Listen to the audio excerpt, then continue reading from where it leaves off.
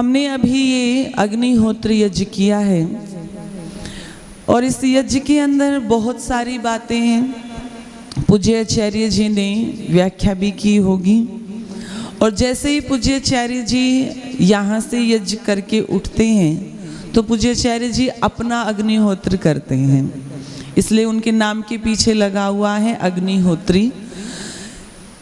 कल वो कह रहे थे ये मैं यज्ञ कराता हूँ, वो मैं यज्ञ करता हूँ। कई बार ऐसा होता है कि ये यज्ञ हो गया तो हो गया, लेकिन उनके ये जीवन का संकल्प है कि प्रतिदिन यज्ञ करना है, तो ये हमारे लिए प्रेरणा की बात है। ये यज्ञ हमें बहुत कुछ देता है। इस यज्ञ के अंदर एक शब्द बार बार आता है, इदन न मम। वैसे तो बहुत सारी चीज़ें हैं जो बार बार आती हैं, मैं इस बात को लेकर के कुछ विचार आप लोगों के मध्य में रखूंगी। इदन न मम, ये मेरा नहीं है। और किसी बात को यदि बार बार रिपीट किया जा रहा है तो उसका अर्थ ये होता है कि उस बात का ज़्यादा महत्व है ना, उस बात का अत्यधिक महत्व है। यदि हम बहुत लंबे समय से इस अग्निहोत्र को कर रहे हैं और इस अग्निहोत्र के करने से यदि हमारे जीवन में पवित्रता नहीं है, इस अग्निहोत्र के करने से यदि हमारे जीवन में सात्विकता नहीं है, यदि इस अग्निहोत्र के करने से यदि हमारे जीवन में इदन न मम की भाव नहीं है, तो फिर कहीं ना कहीं ये यज्ञ अधूरा रह जाता है। इस यज्ञ का अर्थ ये नहीं है कि हम दूसरों को दिखाएं हमने इतनी सामग्री इसके अंदर डाल दी, हम दूसरों को ये शो करें कि हम प्रतिदिन यज्ञ करते हैं और हम इतना घी इसके अंदर डालते हैं। ये लोगों को दिखाने का विषय नहीं है। बार बार एक बात बोली जा रही है, इदन न मम, इदन न मम, ये मेरा नहीं है। और जब लोग बड़े बड़े यज्ञ करते थे तो वो इन बातों को अपने जीवन में धारण करके चलते थे। किसी भी बात को करने का, किसी भी कार्य को करने का, किसी भी बात को बोलने का अर्थ तो यही है ना कि हम उसको अपने जीवन में आचरण में लेकर के आए। कोई भी ज्ञान है वो केवल बताने के लिए नहीं है, वो धारण करने के लिए भी है। इसलिए आइए, जिन्होंने अपने जीवन में इदन न मम की भावना को रखा तो फिर वातावरण कैसा था। एक समय था जब लोग कहते थे जो मेरा है वो तेरा है और जो तेरा है वो भी तेरा है। फिर थोड़ा सा समय बदला, लोग कहने लगे जो मेरा है वो मेरा है और जो तेरा है वो तेरा है, तू अपने घर में अपने घर, यहाँ तक भी ठीक था। एक आज वर्तमान का समय है जब लोग कहते हैं जो मेरा है वो मेरा है और जो तेरा है वो भी मेरा है। इदन न मम की जगह इदम मम के भाव आ गए। ध्यान रखना वातावरण कैसा था। आइए, रात्रि को पूज्य आचार्य जी चर्चा करते हैं कि वैदिक काल कैसा था, उसके पश्चात जब राजा हुए तब कैसा था। आइए, जब राजा वाली परिपाटी चली तो वातावरण कैसा था। रामायण काल के अंदर आइए, भगवान राम का समय है, महाराज दशरथ ने घोषणा की है कि राम को राजा बनाया जाएगा। ये बात चारों तरफ फैल गई, सब खुश हैं कि राम जैसा राजा बनेगा, हमें और क्या चाहिए। परिस्थितियां बदली, समय कम है इसलिए बहुत संक्षिप्त में बता रही हूँ। एकदम से परिस्थितियां बदली। मंथरा ने देखा महल सजे हुए हैं, क्या बात है, क्या खुशी का वातावरण है। किसी से पूछा तो कहा, मंथरा क्या तुम्हें पता नहीं है दशरथ के बड़े पुत्र ज्येष्ठ पुत्र राम को राजा बनाया जा रहा है। ये बात मंथरा ने सुनी और दौड़ी दौड़ी माता कैकेयी के पास में गई, जिस मंथरा को माता कैकेयी अपने साथ लेकर के आई थी विवाह के समय। और जाकर के जब माता कैकेयी से कहा राम को राजा बनाया जा रहा है, कैकेयी ने जो गले में हार पहना था उतार करके मंथरा को दे दिया। मंथरा, इतनी अच्छी खबर सुनाई तूने, बता तुझे और क्या चाहिए, क्या तुझे इनाम में दूं मैं, इतनी अच्छी खबर तूने मुझे सुनाई है।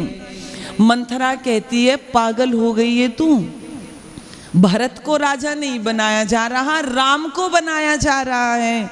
कैकेयी कहती है मैं जानती हूं, मैंने सुना है तूने जो कहा है कि राम राजा बनाया जा रहा है, वो राम जो मुझे अपनी माँ से भी ज़्यादा प्यार करता है, वो राम जो अपनी माँ से ज़्यादा मुझे स्नेह करता है, मेरे लिए तो और ज़्यादा खुशी की बात है।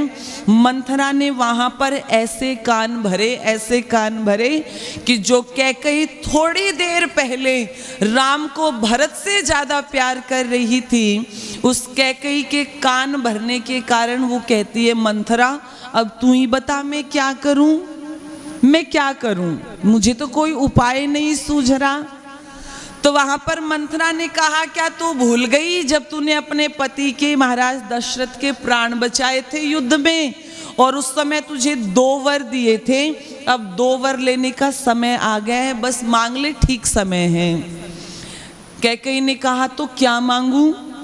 बोले पहले में तो राम के लिए 14 वर्ष का वनवास मांग ले, और दूसरे में अपने बेटे भरत के लिए राजगद्दी मांग ले। पहले वर के लिए कैकेयी ने मना किया, लेकिन वो मंथरा ऐसी पट्टी पढ़ा करके गई कि जो सारी सात्विकता के विचार थे, सारी सात्विकता जीवन से निकल गई, मन से निकल गई, और जो मंथरा कहती चली गई कैकेयी करती चली गई। कैकेयी कहती है अच्छा ठीक है, तू कह रही है तो मैं मांग लेती हूँ। इन बातों से एक चीज़ तो ध्यान रखना, कभी अपनी चीज़ें किसी पर पेंडिंग मत छोड़ना। महाराज दशरथ ने तब कहा होगा देवी 2 वर मांग ले, तो क्या कहा समय आने पर मांगूंगी, और वो ऐसे वर मांगे कि इतना बड़ा युद्ध भगवान राम को झेलना पड़ा, ना जाने क्या क्या विपरीत संकट भगवान राम के जीवन में आए। तो जैसे ही कैकेयी चलने लगी तो मंथरा कहती है ये इतने जेवर पहन करके चल पड़ी, इतनी सुंदर ये रेशमी साड़ी पहन करके चल पड़ी, तेरी पुकार सुनेंगे महाराज दशरथ? तो कैकेयी कहती है तो क्या करूं?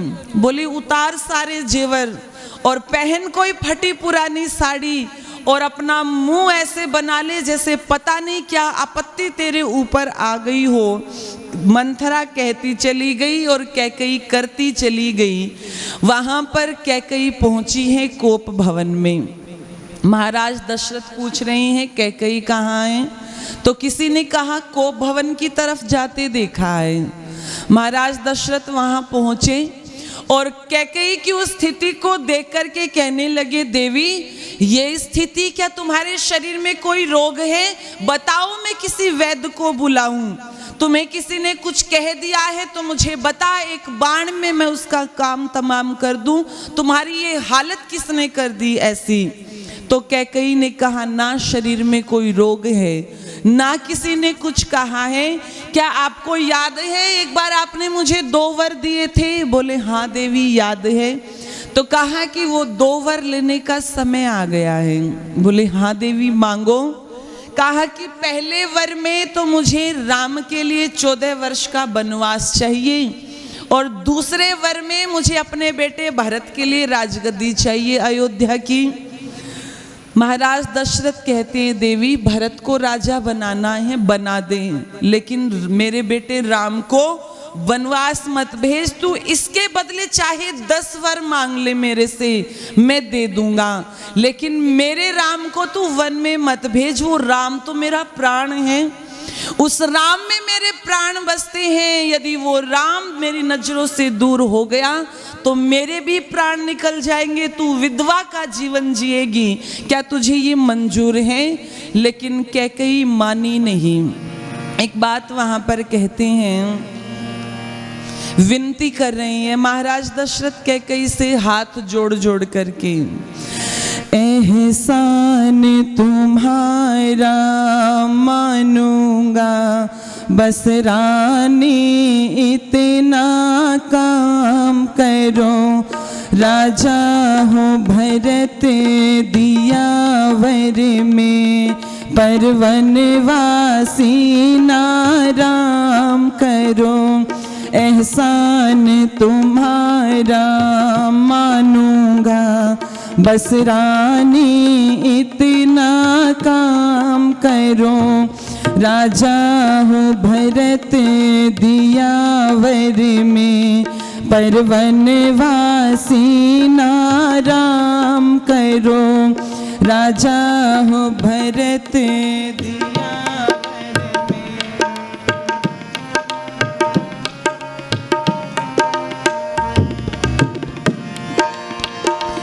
इस वर के बदले दो ले लो ना, दखल तुम्हारी बात में दूं।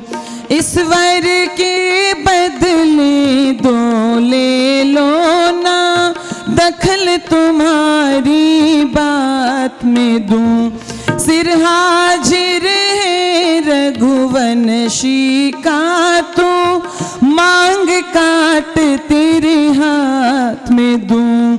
इसलिए पुनः ये विनय करूं, गुलकुल दीपक नावाम करो।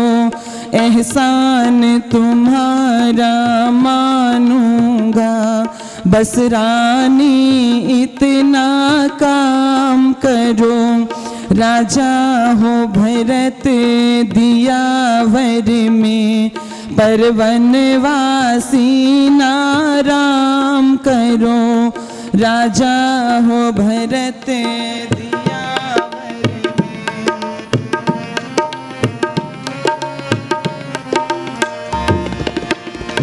बचपन से बहुत श्रम उसने किया गया, मुनि संग यज रचाने को।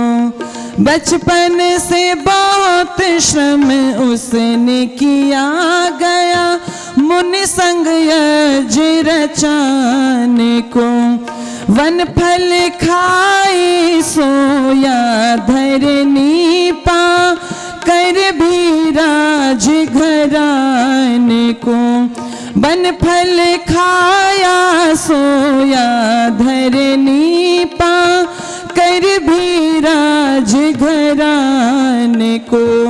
कुछ क्षण तो सुख से सोने दे, ना उसकी नींद हराम करो। एहसान तुम्हारा मानूंगा, बस रानी इतना काम करो। राजा हो भरत दियावर में, पर वनवासी नाराम करो। राजा हो भरत दियावर में।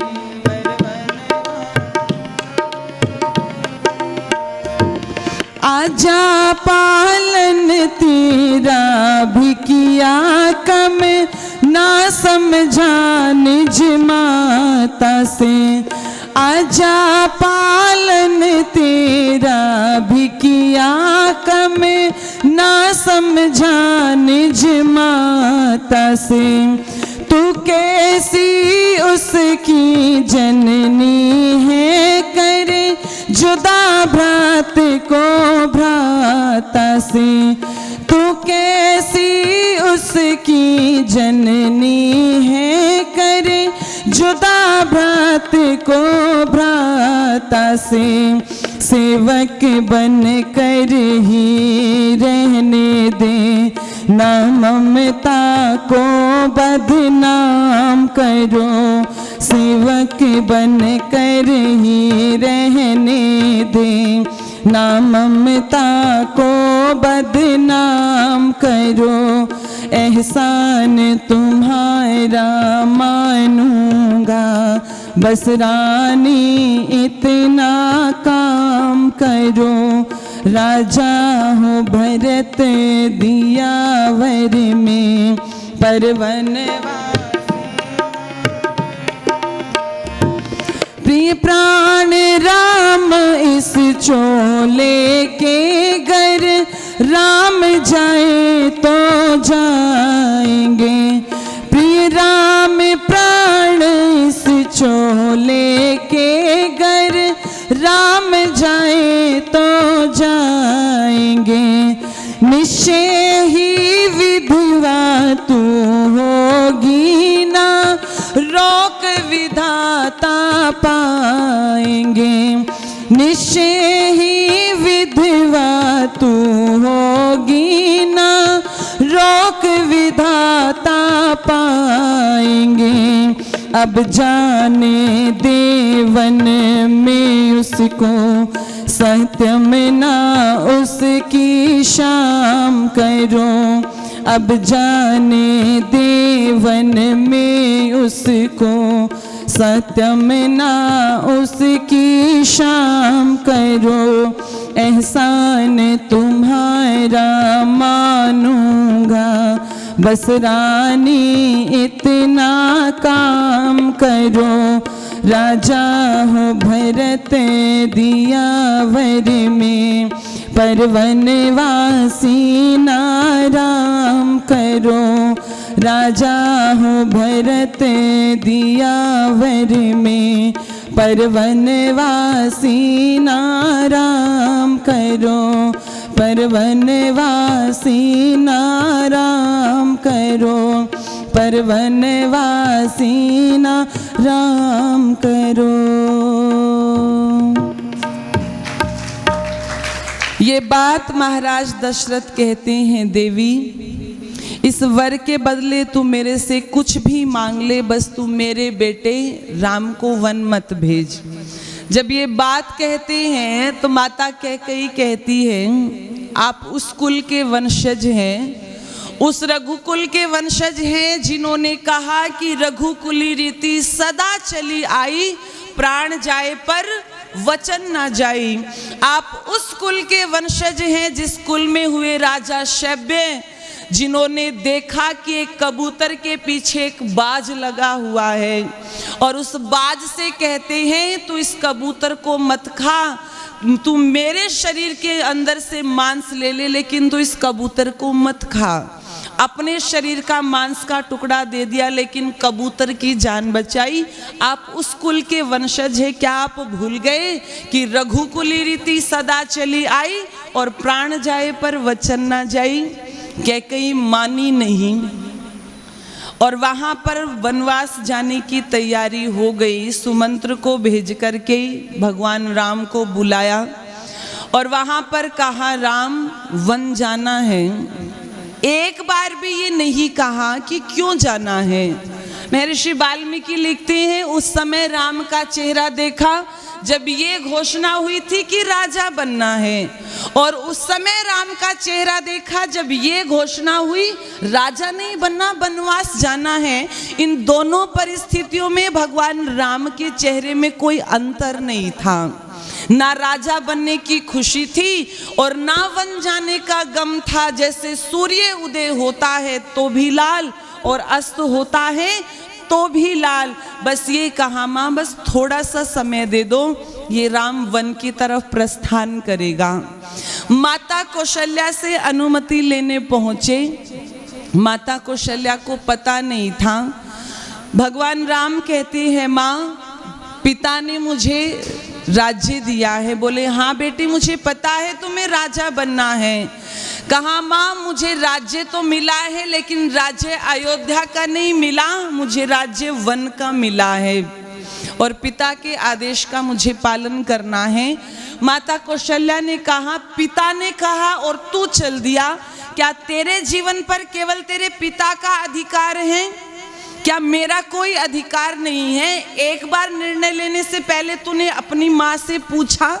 क्या एक बार भी तूने मेरे से पूछा मैं माँ जाऊं या ना जाऊं? केवल पिता के कहने पर चल पड़ा। भगवान राम कहते हैं माँ केवल पिता ने नहीं कहा, माँ ने भी कहा है। कैकेयी माँ ने कहा है। जब ये बात कही तो माता कौशल्या कहती है बेटे यदि माँ ने कहा है तो फिर मैं नहीं रोकूंगी। चल पड़े हैं, साथ में माता सीता भी चली है, साथ में लक्ष्मण भी चले हैं और सुमित्रा उपदेश दे रही है बेटे 14 वर्षों के लिए जा रहा है, पिता की याद तो आएगी ना, माँ की याद तो आएगी? बोले हाँ माँ आएगी। बोले जब पिता की याद आए तो अपने भाई राम को देखना और माँ की याद आए तो अपनी भाभी सीता को देखना, फिर याद नहीं आएगी। देखो भाई भाई विपत्ति बांटने के लिए होते थे, संपत्ति बांटने के लिए नहीं होते थे। आज भाई भाई विपत्ति नहीं बांटते, आज भाई भाई संपत्ति बांटते हैं। जब अपने बड़े भाई राम पर विपत्ति देखी तो लक्ष्मण भी संग चल पड़ा अपने भाई की विपत्ति बांटने के लिए कि मैं आपकी परछाई बन करके आपके साथ में रहूंगा। वो चल पड़े हैं चित्रकूट की तरफ और वहां से ननिहाल से भरत और शत्रुघ्न को बुलाया जाता है। माता कैकेयी के पास पहुंचते हैं और माता कैकेयी को लगा कि बड़ा ही खुश होगा जब ये कहूंगी बेटे राजा बन, तेरे लिए मैंने रास्ता साफ कर दिया। जिस माँ की कोख से भरत ने जन्म लिया उस माँ को इतनी क्रूरता भरी बातें, इतने कटु शब्द वहां पर भरत ने कहे अपनी माँ कैकेयी से। क्या आपको बिल्कुल भी लज्जा नहीं आई? आपकी जीवा कट कर के क्यों नहीं गिर गई जब आपने ये वर मांगा, आपने मेरे भाई को वन भेजा? इन सारी बातों को लेकर के चले हैं। भरत पहुंचे हैं माता कौशल्या के पास में और वहां पर कह रहे हैं माँ, यदि आपको ये लग रहा हो कि मेरे कहने से भैया राम वन गए हैं, मैंने ये इच्छा जाहिर की है, माँ मैंने भैया राम को वन नहीं भिजवाया। यदि मैंने भैया राम को वन भिजवाया हो माँ तो मुझे वो पाप लगे जो पाप अग्निहोत्र ना करने वाले को लगता है। यदि मैंने भैया राम को वन भिजवाया हो तो मुझे वो पाप लगे जो सूर्य उदय होने के बाद कोई व्यक्ति सोता रहता है उसे लगता है। यदि मैंने भैया राम को वन भिजवाया हो तो मुझे वो पाप लगे जो एक गाय लेटी हुई है और उसे लात मारने वाले को लगता है। अनेकों कस्में वहां पर खाते हैं माँ, मैंने भैया राम को वन नहीं भिजवाया। पूरी सेना लेकर के भरत और सब चले हैं कि हम वापस लेकर के आएंगे। दूर से धूल उड़ती दिखाई दी। लक्ष्मण में थोड़ा क्रोध था। लक्ष्मण कहते हैं भैया वो देखो आ गया कैकेयी का बेटा भरत हमें मारने के लिए। आप पूरी रामायण को पढ़ जाना, भगवान राम ने एक भी कटु शब्द माता कैकेयी के लिए नहीं कहा। जो माता कैकेयी उनके दुख का कारण बनी, इतने कष्टों को झेलना पड़ा, अपितु क्या कहते लक्ष्मण ऐसे मत कहो। अरे यदि माँ कैकेयी ना होती तो मुझे भरत जैसा भाई कहाँ से मिलता, वो साधु जैसा भाई कहाँ से मिलता। यदि मुझे सारे ब्रह्मांड का ऐश्वर्य देना हो और भाइयों को लेना हो तो मैं तो अपनी सारी संपत्ति न्योछावर कर दूं, अपने भाइयों पे सारी संपत्ति न्योछावर कर दूं। और एक बात वहां पर कहते हैं, मंद मंद बोले रघुराई, मंद मंद बोले रघुराई, मंद मंद बोले रघुराई, मंद मंद बोले रघुराई, बोले रघुराई, मंद मंद बोले रघुराई, मंद मंद बोले रघुराई। धरती तल पर भरत के जैसा, धरती तल पर भरत के जैसा नहीं कोई भाई, मंद मंद बोले रघुराई, मंद मंद बोले रघुराई, मंद मंद बोले रघुराई।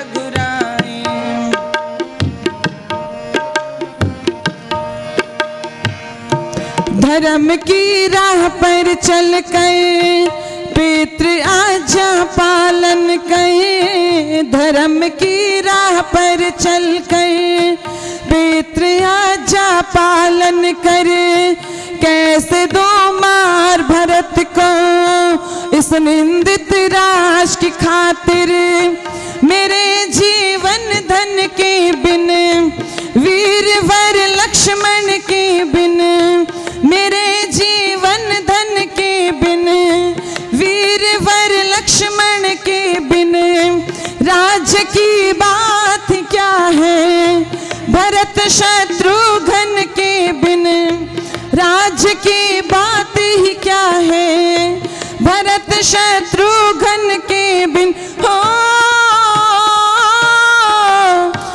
ब्रह्मांड का राज भी मुझको पूर्ण दुखदाई। मंद मंद बोले रघुराई, मंद मंद बोले रघुराई। धरती तल पर भरत के जैसा, धरती तल पर भरत के जैसा नहीं कोई भाई। मंद मंद बोले रघुराई, मंद मंद बोले रघुराई, मंद मंद बोले।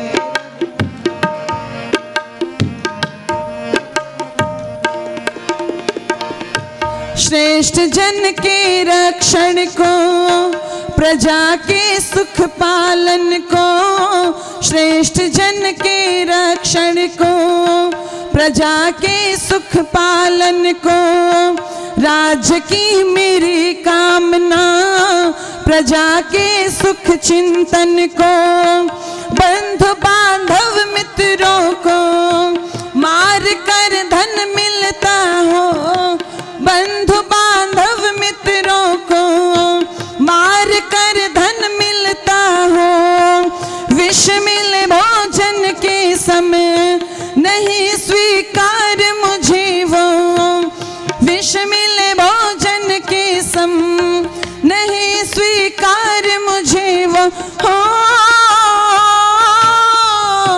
खून बहा कर जो मिलती, खून बहा कर जो मिलती धिक्कार बादशाही। मंद मंद बोले रघुराई, मंद मंद बोले रघुराई। धरती तल पर भरत के जैसा, धरती तल पर भरत के जैसा नहीं कोई भाई। मंद मंद बोले रघुराई, मंद मंद बोले रघुराई, मंद मंद बोले।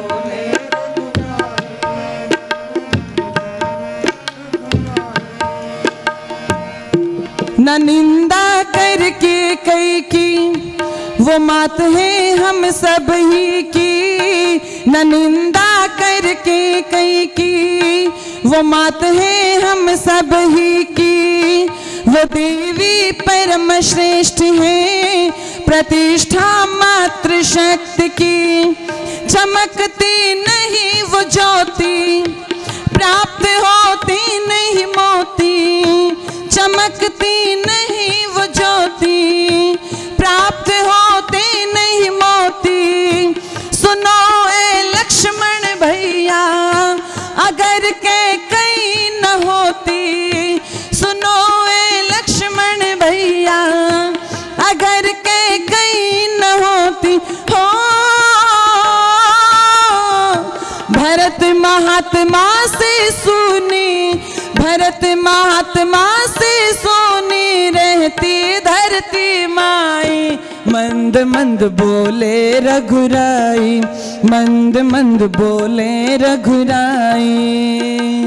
धरती तल पर भरत के जैसा, धरती तल पर भरत के जैसा नहीं कोई भाई। मंद मंद बोले रघुराई, मंद मंद बोले रघुराई, मंद मंद बोले रघुराई, मंद मंद बोले रघुराई। ये बात वहाँ पर कहते हैं कि यदि को कैकेयी ना होती तो वो भरत जैसा भाई कहाँ से मिलता। धूल उड़ती दिखाई देती है, पास आते हैं। भरत सोच रहा है मैं कब अपने भैया राम के पैरों को छू कर के आशीर्वाद लूं, और भगवान राम सोच रहे हैं मैं कब भरत को अपने सीने से लगाऊं। और जब अंत में मिले तो भगवान राम ने सीने से लगा लिया भरत को और कहते हैं भरत कहते हैं भगवान राम से भैया चलिए वो अयोध्या आपका इंतजार कर रही है, राजा तो आप ही बनेंगे। भगवान राम कह रहे हैं नहीं भरत तुम्हें ही राजा बनना है। वो कह रहे हैं तू राजा बन, वो कह रहे हैं तू राजा बन। यहाँ पर कौन से भाव मन में आए? इदं न मम, ये मेरा ये मेरा नहीं है।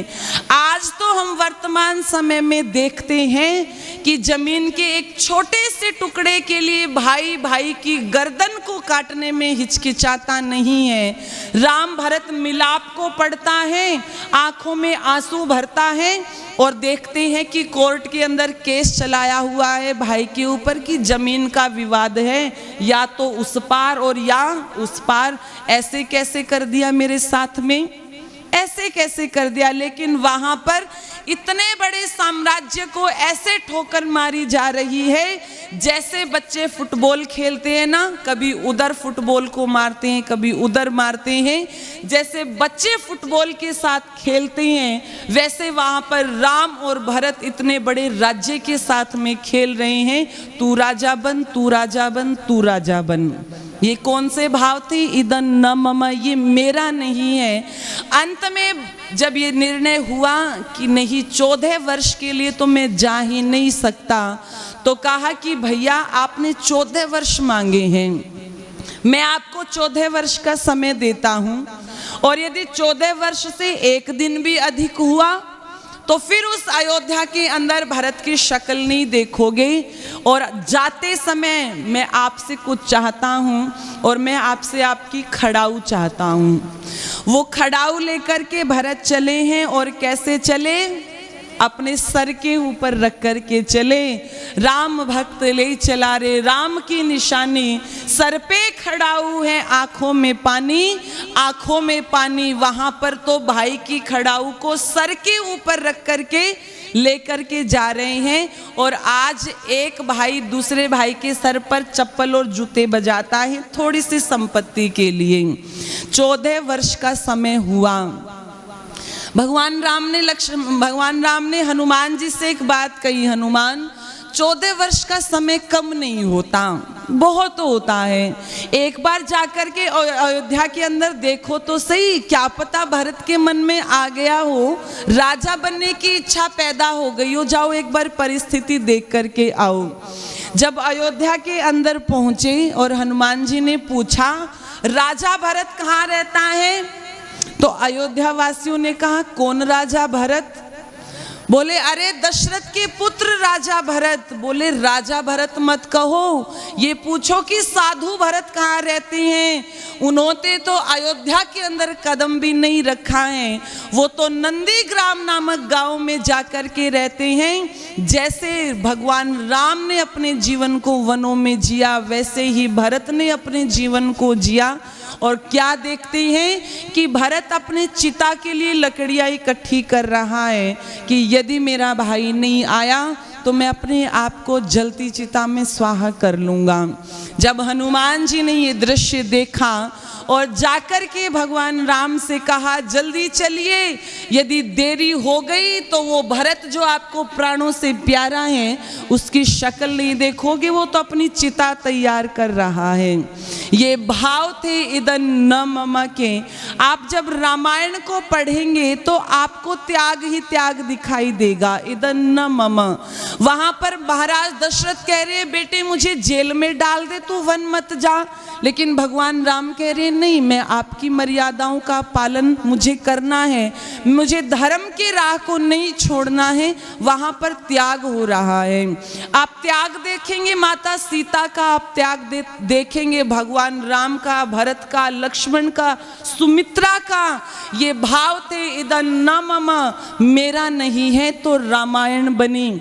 और इसके आगे आप महाभारत के अंदर चले जाएंगे, जब दुर्योधन ने ये कह दिया, जब भगवान कृष्ण ने कहा अरे केवल 5 गांव दान में दे दे, तो क्या कहता है 5 गांव की बात करते हो, सुई की नोक जितनी भूमि पर टिकती है इतनी भूमि भी मैं पांडवों को बिना युद्ध के नहीं दूंगा। कृष्ण तुम 5 गांव की बात करते हो, इदं न मम समाप्त हो गया तो महाभारत जैसा युद्ध हो गया। यदि हमें अपने घरों में रामायण बनानी है तो इदं न मम के भाव लेकर के चले, और यदि महाभारत बनानी है, बनानी क्या है, बनी ही हुई है, हर घर में बनानी क्या है। तो आओ रामायण बनाने का प्रयास करें। बस कुछ पंक्तियां कहकर के वाणी को विरमित करूंगी। नगरी हो अयोध्या सी रघुकुल सा घराना हो, नगरी हो अयोध्या सी, रघुकुल सा घराना हो, चरण हो रघुकुल के जहाँ मेरा ठिकाना हो, चरण हो रघुकुल के जहाँ मेरा ठिकाना हो, लक्ष्मण सा भाई हो, लक्ष्मण सा भाई हो, कौशल्या माई हो, स्वामी तुम जैसा मेरा रघुराई हो, स्वामी तुम जैसा मेरा रघुराई हो, नगरी हो अयोध्या सी, रघुकुल सा घराना हो, चरण हो रघुकुल के जहाँ मेरा ठिकाना हो, चरण हो रघुकुल के,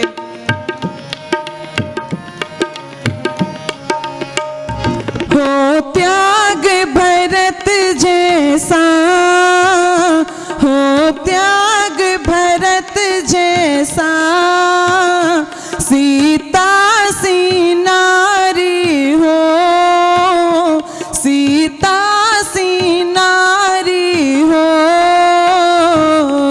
लव कुश के जैसी संतान हमारी हो,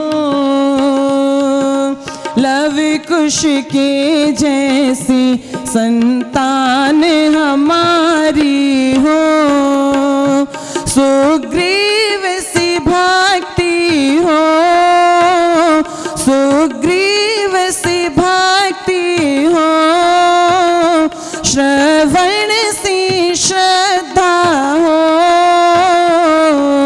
हनुमत के जैसी निष्ठा और शक्ति हो, हनुमत के जैसी निष्ठा और शक्ति हो, नगरी हो अयोध्या सी, रघुकुल सा घराना हो, चरण हो रघुकुल के जहाँ मेरा ठिकाना हो, चरण हो रघुकुल के,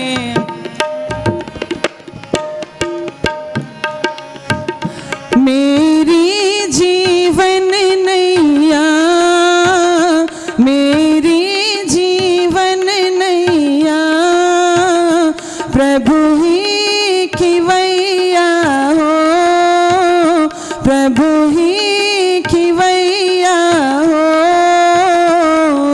प्रभु कृपा की सदा मेरे सिर पर छैया हो, प्रभु कृपा की सदा मेरे सिर पर छैया हो, नगरी हो अयोध्या सी, रघुकुल सा घराना हो,